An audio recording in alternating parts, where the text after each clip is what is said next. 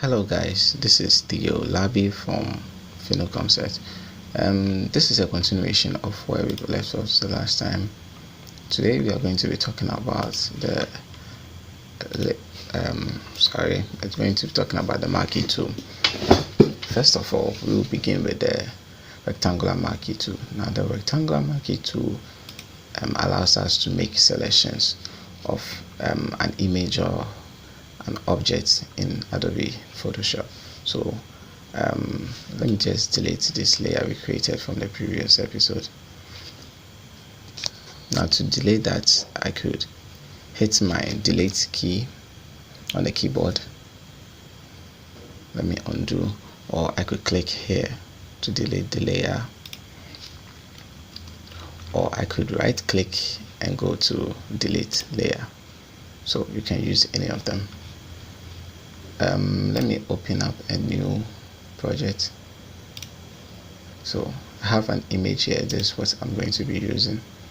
So just as before, I'll click, and I didn't want to double click. I'll click and drag this here, so I could close up the old project. Now the Marquee tool allows us to make selections of an image or an object. The rectangular Marquee tool allows us to make rectangular selections. So I could have a rectangular selection here. This part is selected. I could have it as a square. So once I select this, there are a few options you can use. By right clicking on the mouse, these are the options you could use. First is to deselect. The short key is Ctrl D. So I'll press Ctrl Z. Now Ctrl D will undo the selection. So that's it.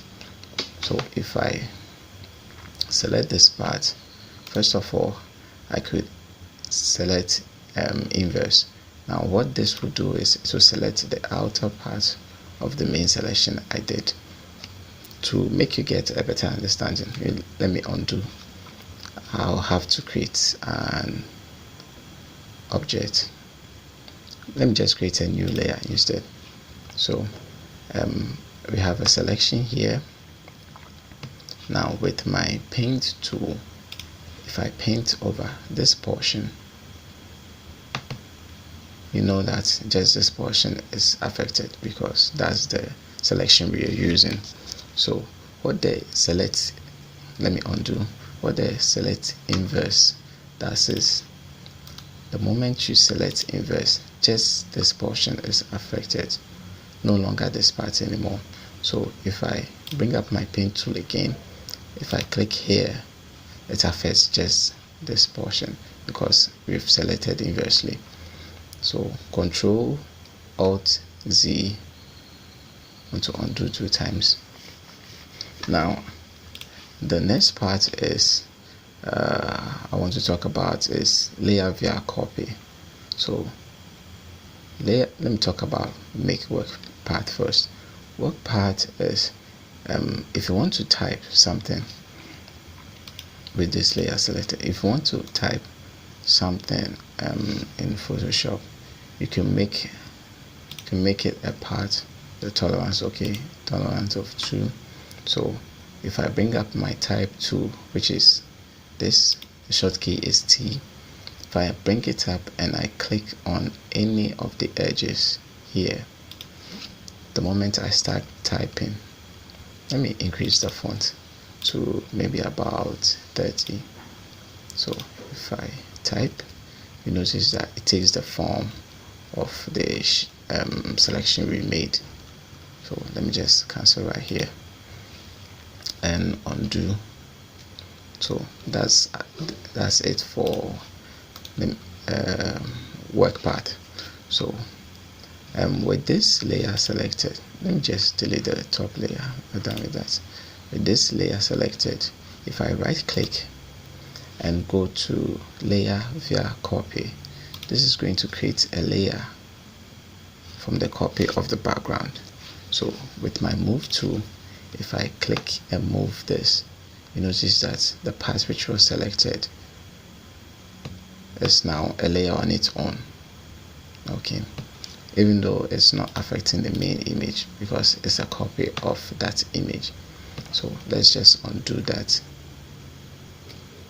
Now if I set it to, back to the Marquee tool, if I set it to layer via cut, now what this would do is it's going to create a layer, but it's going to cut it out of the main image.